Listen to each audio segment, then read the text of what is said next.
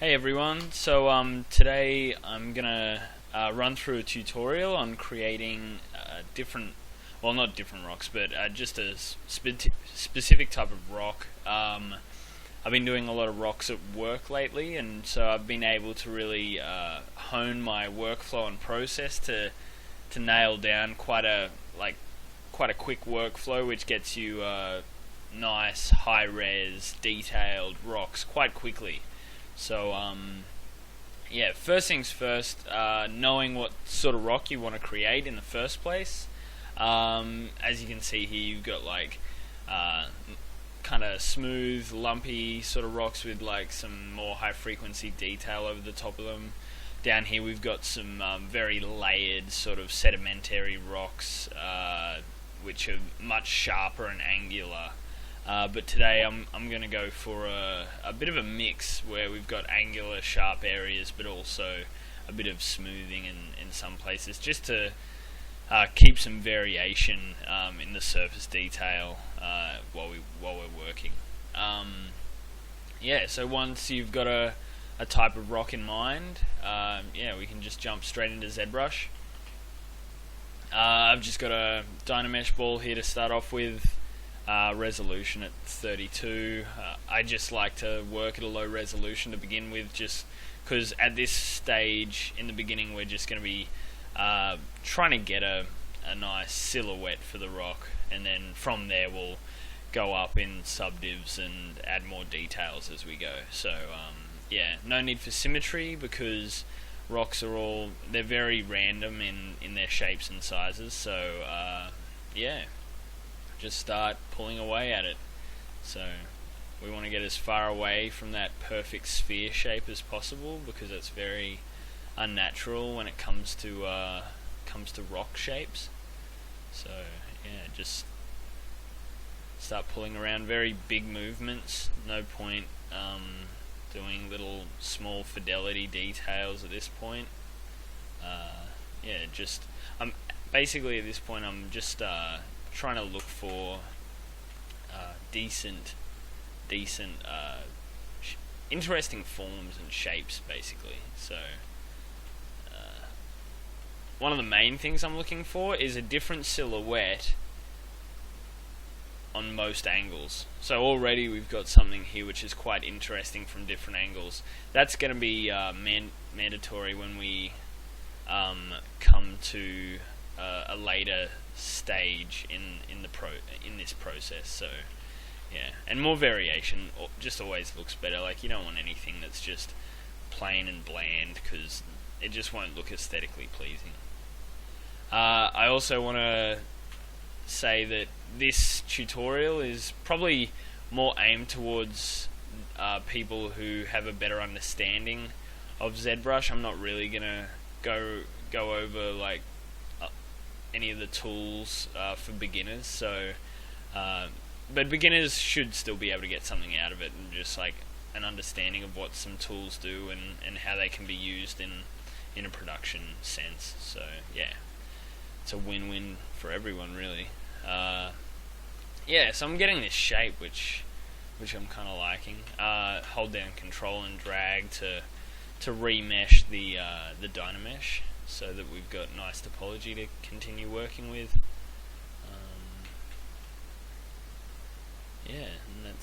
Yeah, and I'm actually really liking this. I was pretty quick to get a interesting shape, but yeah, we've got some different shapes from nearly every angle that I look at it from. So yeah, mainly it can help if you go to flat color and you can see just the silhouette.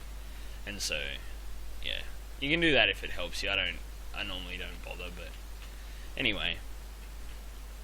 Yeah, so we got this silhouette which I find interesting. So we'll start from here, but so what you can do is you can use, there's a number of brushes that you can use to do this, but I found one which was it's in the light box, under brush, trim, and it's called the Trim Smooth Border brush. So we can open this up, and the cool thing about it is the way it just hacks into the rock. And and just pushes away the mesh to give these really nice changes in like planar changes in the surface.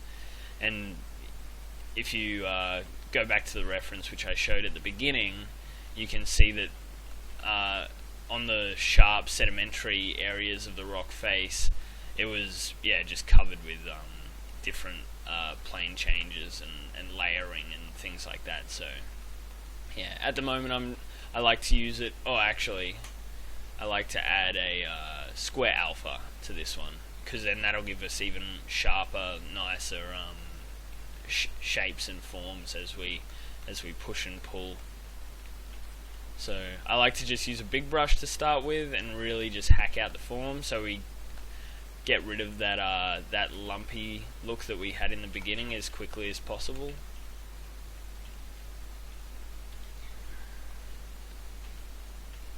And a cool thing about this brush, much like majority of brushes in ZBrush, is you can hold down Alt, and what that'll do is, rather than push it in like it has been doing, it'll actually pull it out, and you can add layers on top of the surface as well. So yeah, it's quite fun actually. Keep going, keep pushing this around.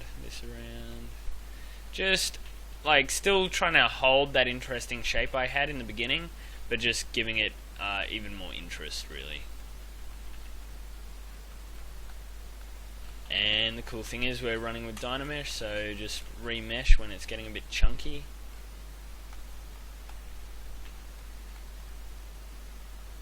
And yeah, okay. I'm pretty happy with this so far. Pretty keen to up res actually, because we're not really getting much further with it. So let's go up to a level of 64. Keep going.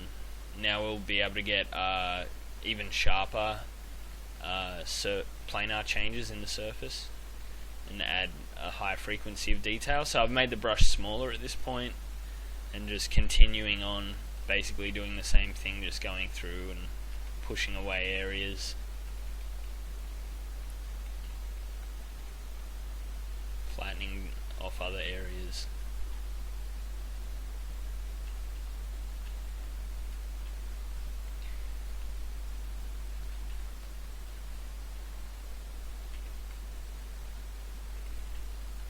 As we get more and more detailed with these brush strokes, and I keep going, like making the brush size smaller and smaller, it's important not to oversaturate the surface with like high frequency details.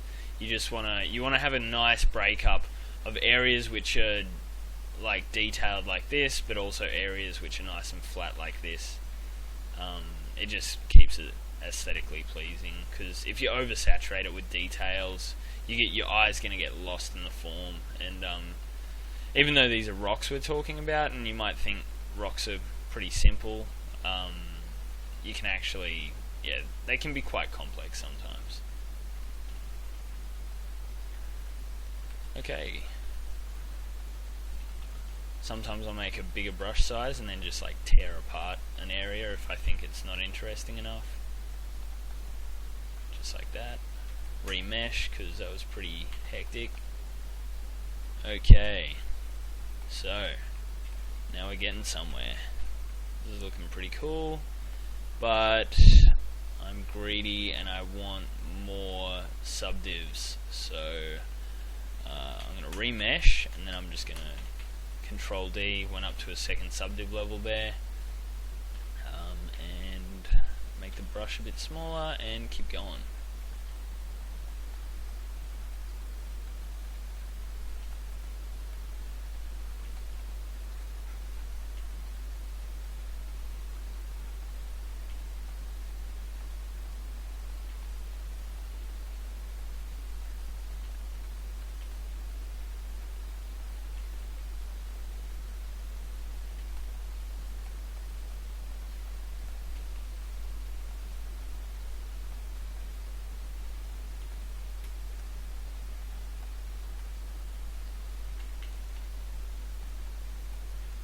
so this must be getting a bit boring for you guys just watching me do this, but yeah, I basically just keep doing this sort of detail all over the surface every time I go up a level, and just, yeah, finesse it further and further until I get to a point that I'm happy with.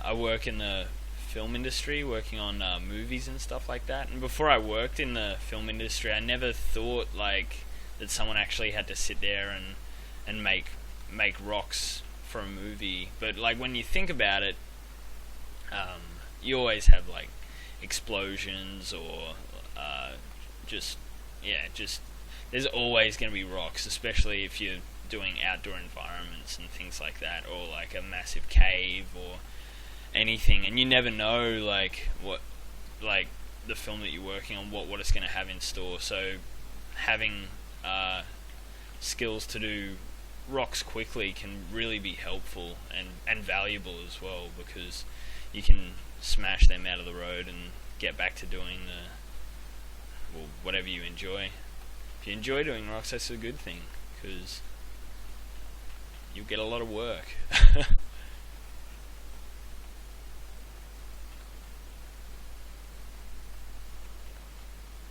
But yeah, a lot of the things that I'm talking about, like detail on the surface and keeping it aesthetically pleasing and looking at shapes and form, those are things which like you got to keep in mind with like anything you're doing, anything you're sculpting. Like you should always keep those things in mind and constantly be looking out for those sorts of things to make sure that your work looks as good as it can be.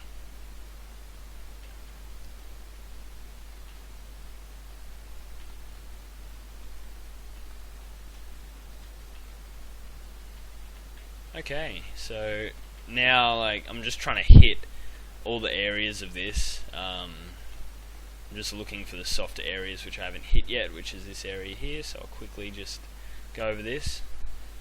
I also try to use quite sporadic sort of, well, erratic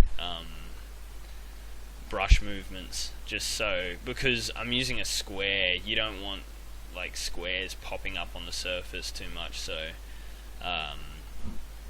yeah, you just want to keep pushing it and just rapidly pressing around. So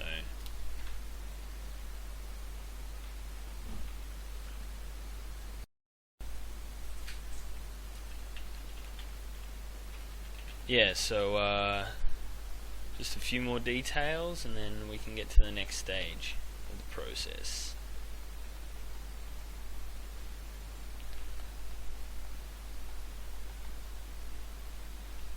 Even though before I was talking about not over detailing the surface, sometimes what I do is I'll go in and I'll do exactly that. I'll like, because I'm kind of zoomed in and I sometimes don't zoom out enough, I'll just over detail, but then once I'm happy with the amount of detail across the entire surface, I'll zoom out and just blow out a few areas just to get some flat areas in there, which you'll probably see me doing a bit, although we do have some pretty nice flat areas around here. Do some more rapid detailing some areas.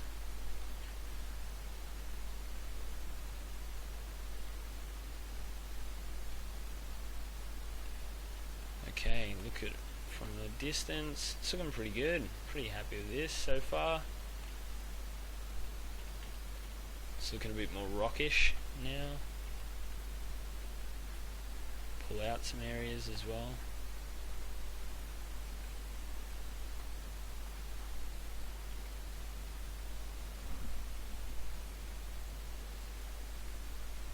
Here too.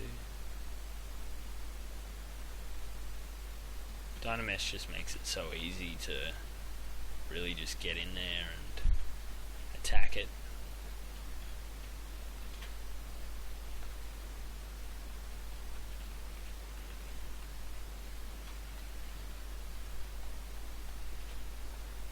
Okay, so don't really like that detail there.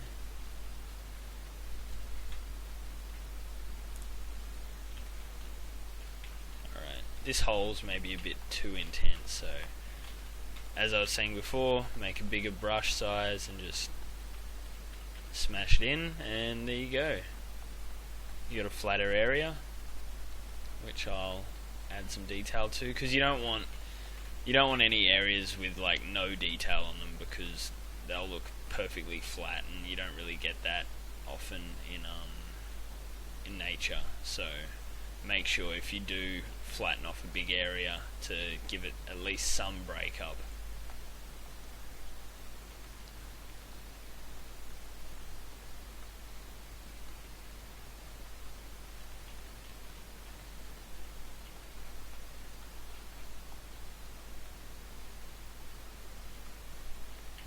Okay, sweet.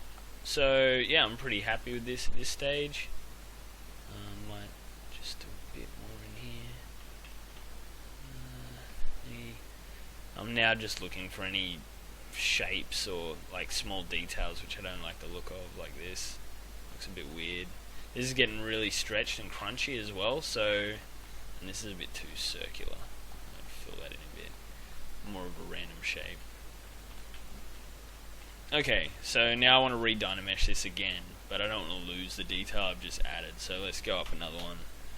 Let's go 128 res, and then re-dynamesh that, and we're sweet. Okay, so next stage in this process of mine is adding now higher frequency detail, but not using this brush, using a different method. And so to do that method, I use CG textures, and I went and found a texture I liked of a rock, and it ended up being this one, but I've already got it here on my desktop. So you can, this is Crazy Bump, you can go on their website, get a free 30-day trial.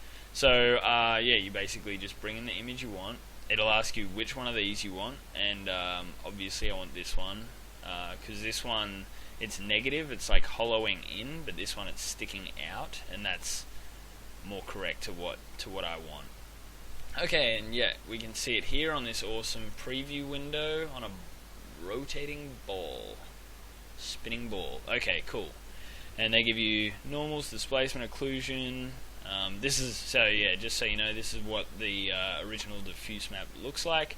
But we're most interested in the displacement. This is what we're going to use. So I'm going to adjust these, save it out as a just as a displacement map. But then I'm going to apply that as an alpha into ZBrush. And what I find this does is it allows us, it gets us much finer, nicer details which we can apply.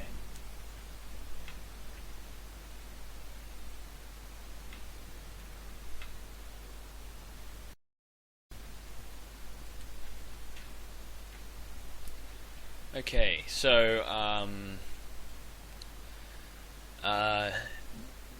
I normally use this technique to make two different types of alphas for ZBrush.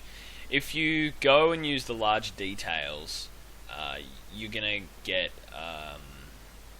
a more intense, like a larger push in value.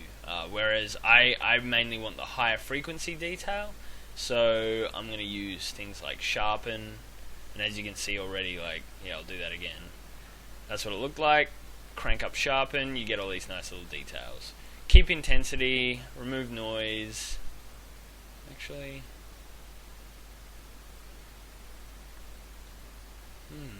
might actually be better without reduced noise, because you get a bit more higher frequency in there. Shape recognition, very fine. Okay, fine detail I want, so it gives us a bit more. Leave medium detail as it is. We don't really want large detail, and leave very large detail as it is. Depth. You can play around with these yourself, but this is mainly what I've found to work for me, for what I want. So then we can go ahead and save this to desktop, and I've already made one, but I'll make another one. That was just a test I did. So there we go.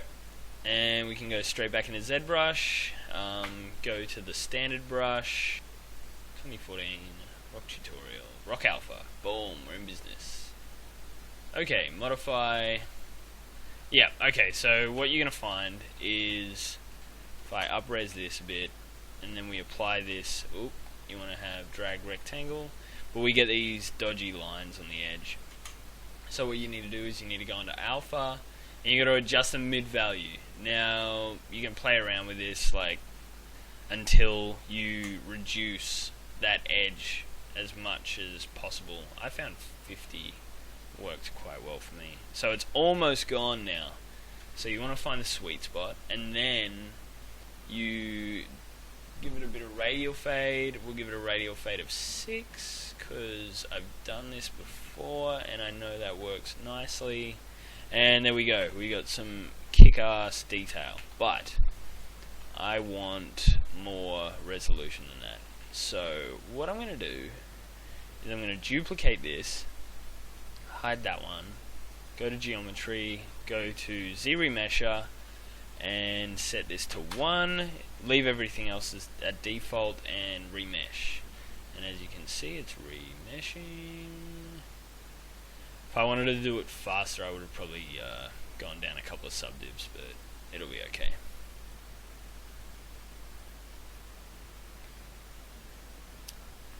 Yeah, come on.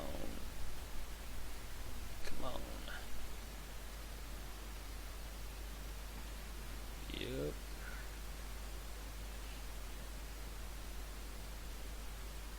Taking a lot longer than I expected. Should have gone down those subdivs. Too far gone now. There we go. Alright, sweet. And now we have some pretty good geometry.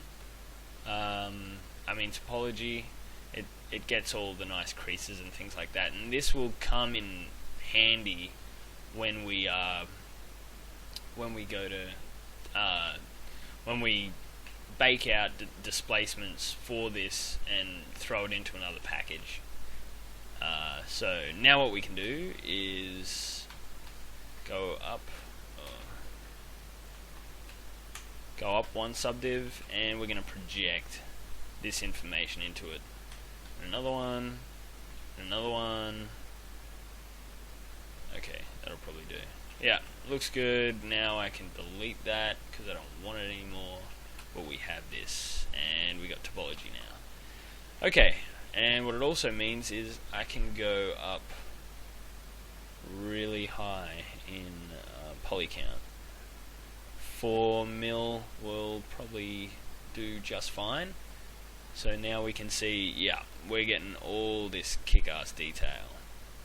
And just to show you something very interesting, well, not really that interesting, but if I bring in the color, which it automatically makes grayscale, and I put that on, you can see it's just a mess of noise. And this is kind of what I used to do. I used to like levels it myself and do all this other stuff to try and get it as good as possible. But I've just found running it through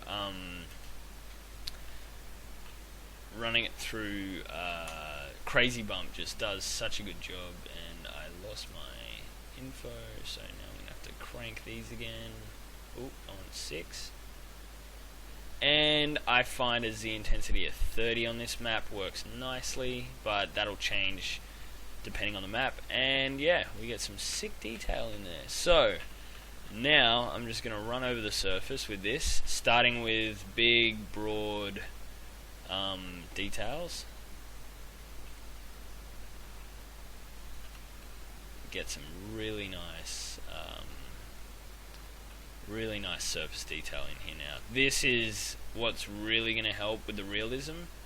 Also, like, everything that we've done so far is going to help with the realism, but just like keeping level of detail, forms, everything I've been harping on about, that's all very important in getting a aesthetically pleasing rock at the end of the day.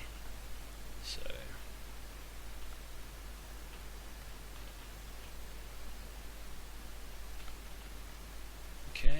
So we've almost, now I'm just doing like smaller details here and there, just on the smaller areas. This is looking really good. Pretty happy with this.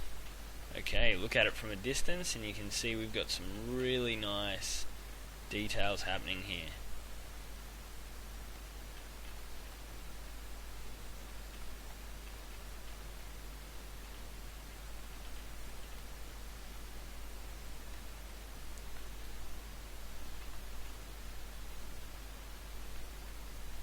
When you're dealing with rock scale as well, scale, the way I normally work with scale is like let's say a man is like as big as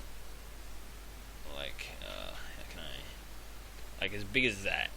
So what I'm gonna have to do is really get a really high frequency level of detail, like an even lower level of detail in these areas here,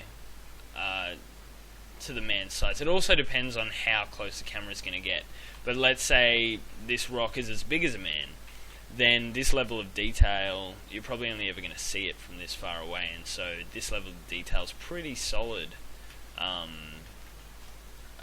in that respect. But scale is something that's really tricky, and especially with rocks, because you can look at a huge cliff and think it's just like a small rock surface, but then you can like see a little tree like sitting on the side of that cliff, and then realize that it is a cliff, like a close-up photograph. There's heaps of that type of stuff on CG textures, but anyway, yeah, so that just helps you work out like how detailed you should get with this stuff. But also it can be really difficult depending on how far you can push your system.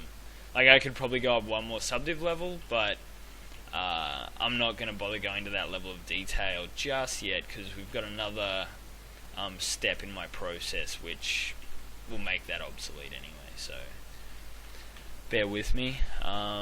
Yeah, I'm pretty happy with this actually. So we zoom out and you can have a look at the shapes and everything. I'm pretty happy with this. I don't really like this. This looks a bit whack. So I can easily go back to this brush and blow that away, smash that out, do whatever I want, make a really detailed area really, and then just drag this out over the top, and we have a much more interesting form now in that area. And yeah, through our subdivision, a lot of our details have become quite soft, so depending on how much time you have or how anal you are about this stuff, you can go back in and just really sharpen up some of these areas at this stage in the game. And then these areas which I'm detailing up will then contrast well with the rest of it, because they look a lot sharper, and then we've got our smoother, more bulbousy sort of areas as well. So I might do just a couple more of these here.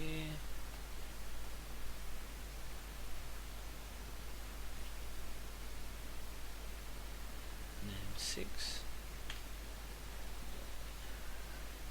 I've just got all my brushes set up on hotkeys, on the number keys along the top. That's just how I like to work. Yeah, so I got my standard brush set to 6. Okay, cool. Alright, really happy with this. Really happy. Okay, it's looking pretty crazy. Now, this is a really important part of the process. The way rocks are formed is normally heaps and heaps of sediment just layering up on top of each other. It depends what type of rock it is, but yeah, that's the way I'm going to go about it. Yeah, but it's going to be, and so with the layering, you end up with heaps of rocks just being pushed and squashed together, and they create these really interesting shapes and breakups. So what I end up doing is I end up grabbing this guy and just duplicating it all over the place on top of itself, because today we're creating a boulder. You can do a similar thing if you want to create like a tile for a rock wall, and you can like turn this into an insert mesh brush, and then just apply that all over the entire wall, and then and then just remove the plane when you're done, and yeah, you've got a tileable rock wall, which is very effective, really effective actually. Okay, so what I'm going to do is I'm just going to go duplicate and do this a few times. So I'll pull one out, rotate it.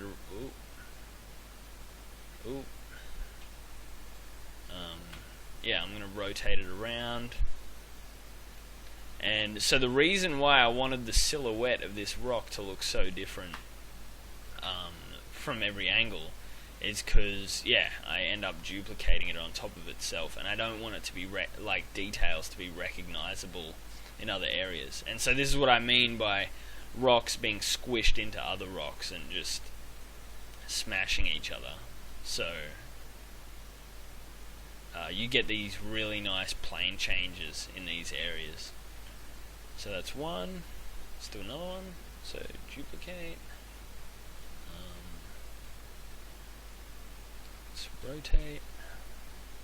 Oh, that looks good. Put him there. Maybe rotate it a bit more. Just using the transpose tool here.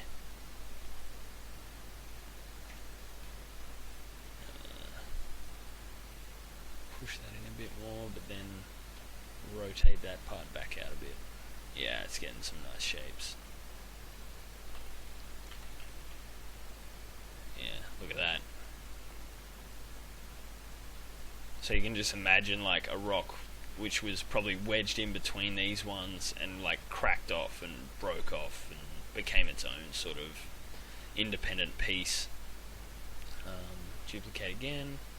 Another thing that we can do at this stage of the game, you don't want to do it too much, but you can kind of stretch the rocks out and make them different shapes that way and get some more interesting forms out of it, especially if you find that you're getting a bit of duplication with your details and things like that. Yeah, but I'm really happy with this. Once again, now this is its own entity, and we can see all these different planar changes and different silhouettes from every angle. Even the top, the bottom, that looks really cool. That's sticking out there like that. Yeah, just really interesting shapes. So, alright, we'll go with 4. I'm pretty happy with that. And so, next step. Alright, so now what we're going to do is I'm going to dupe these all out and then combine them all into one piece. So, yeah, let's do that. So duplicate, duplicate, duplicate, and last one, duplicate. Okay, and then I'm going to merge these ones down. So let's go merge.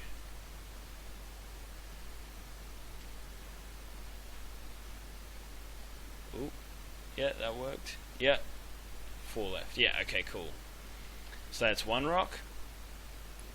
And then these ones, I want to merge them as well, but I want to make sure that they are just at their highest detail. So by hitting all high, these will all go to their highest subdiv level.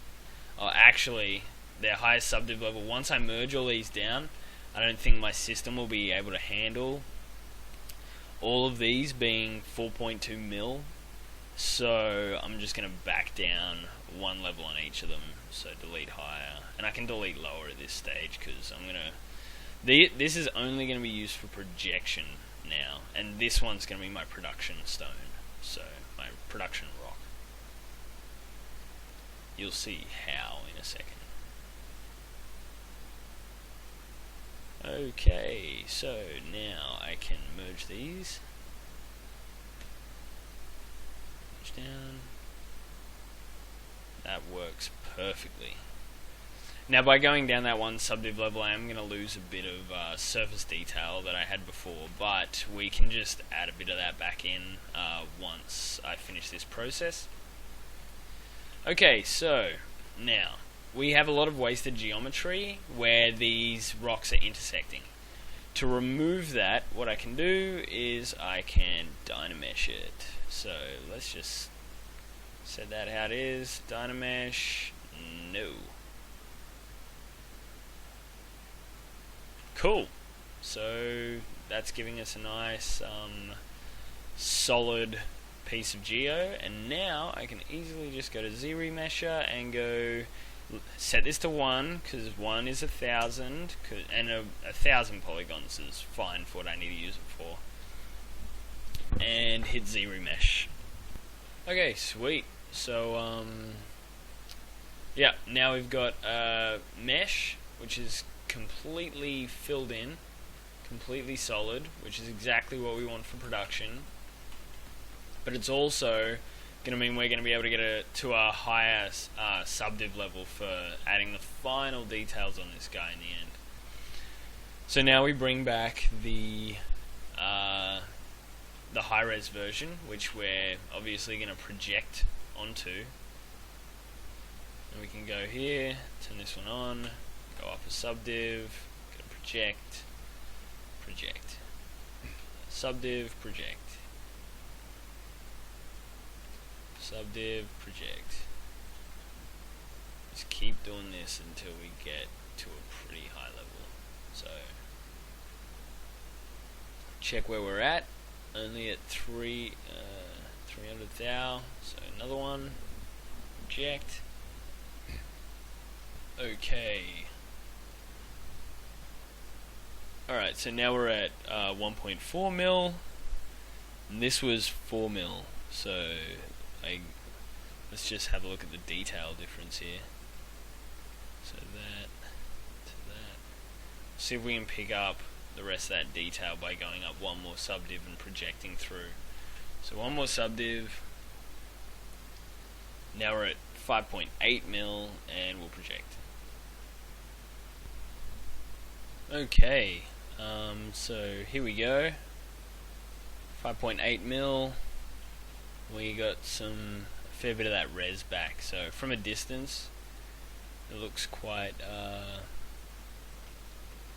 detailed, and we still have this really nice mesh. And yeah, we can now delete this one because that was only used for projection, and yep, we've got what we want. So now what I can do is I can come in here in any areas which I think could use a bit more detail, I can add to, and really, like, ZBrush really makes the details that you're putting in really stand out. And so I find that when I render these with a displacement map in an outside package, I really lose a lot of the detail. It doesn't show up as well. So going a little bit overboard can help. It just looks a lot better in final render, I've found. So yeah, just keep adding the high frequency detail to the surface. I'm still making sure that I got like these flat areas and more like highly detailed areas, but yeah, just making sure I also have enough high frequency surface detail to go around. Okay, so yeah, I'll just keep adding some more details.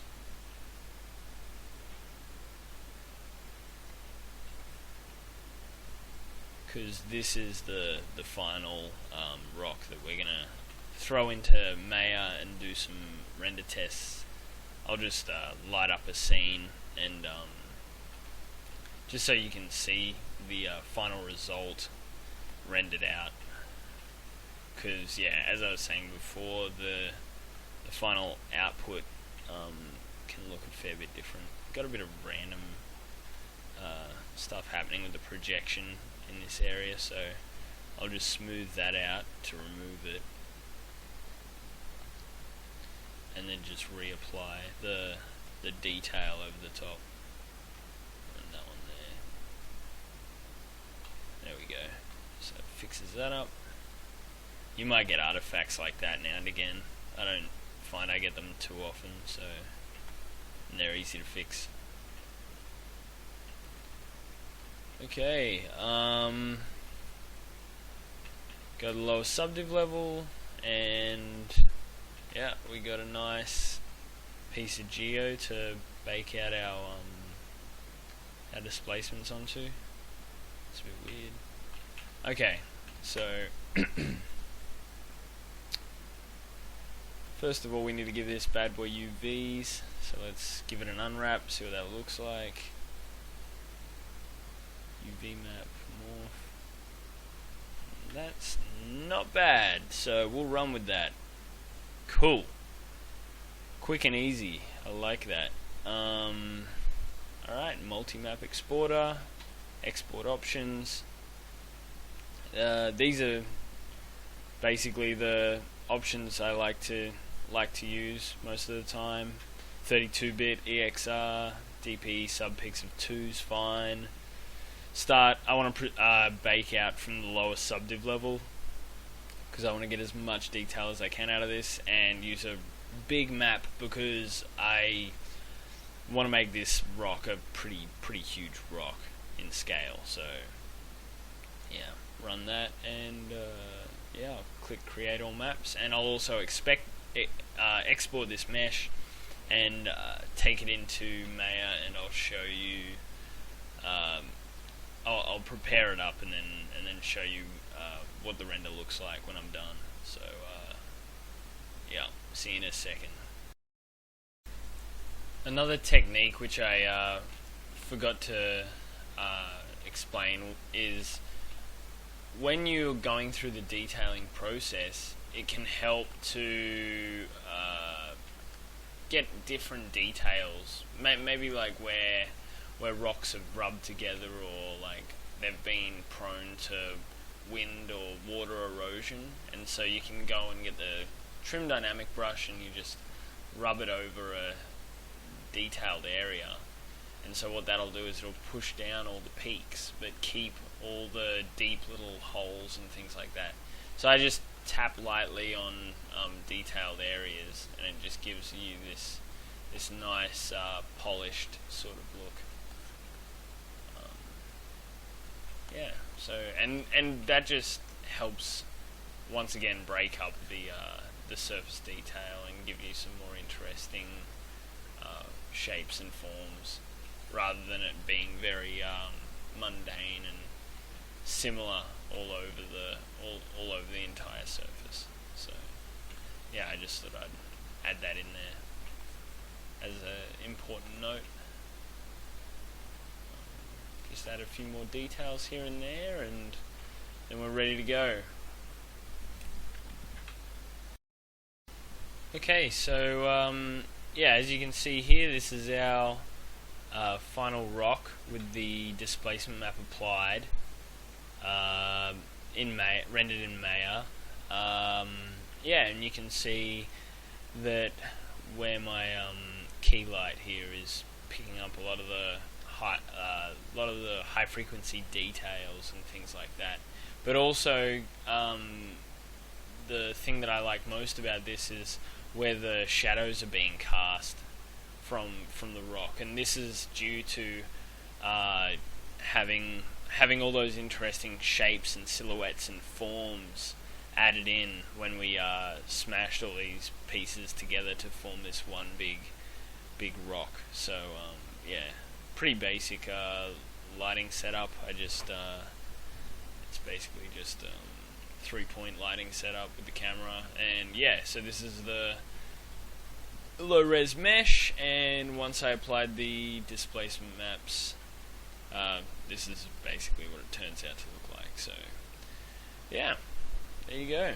That's about it. I hope you learned something from this, and can maybe even build on my technique to create even better and more interesting rocks.